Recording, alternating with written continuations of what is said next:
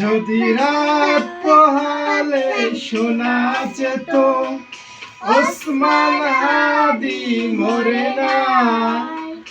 যদি রাত পোহালে শোনা যেত ওসমান হাদি মরে নাই।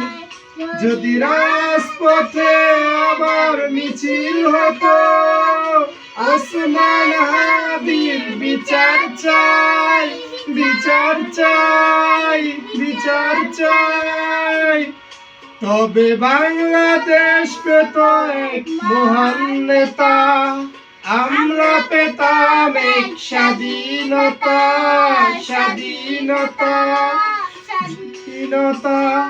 যদি রাত পোহালে শোনা যেত ওসমান হাদি মরে নাই।